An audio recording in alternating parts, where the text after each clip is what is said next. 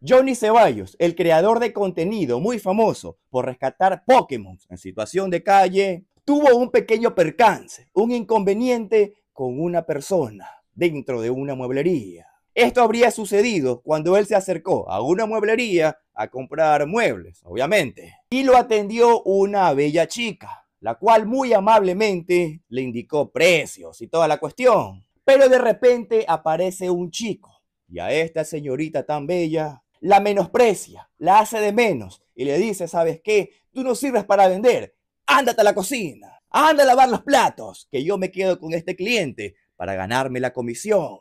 Y esto no le gustó a Johnny Ceballos, el cual, en su espíritu de ayuda, y como todo un caballero, sabiendo muy bien que él tiene un espíritu luchador, que él cuando ve una injusticia simplemente no se puede callar, confrontó a este tipo y le dijo, ya pues oye, habla serio, pues déjate movida. Robándome ni nada, yo aquí tengo mi plata, escucharás, aquí yo tengo mi plata, yo vine a comprar, yo vine a comprar, ya, yo vine a comprar. Lo cual habría desencadenado en un careo, donde este chico de la mueblería, el que menospreció a la otra jovencita, le habría dicho, ya pues, si no te gusta, salgamos para afuera, salgamos para afuera. ¿Quieren afuera?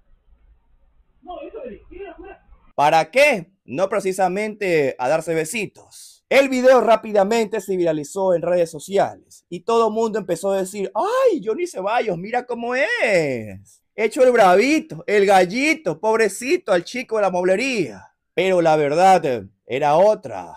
Contexto de todo.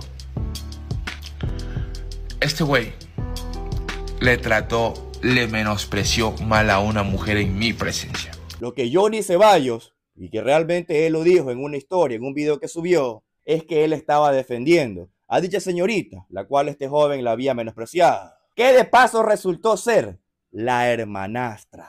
Así es, esa mueblería aparentemente sería un negocio familiar. Y este pelado habría hecho de menos a su hermanastra. Johnny Ceballos, muy bien, mi brother, muy bien. Donde sea que uno vea algún tipo de injusticia, en especial en contra de las féminas, así debe actuar. Así, mi brother, no le comas a nadie.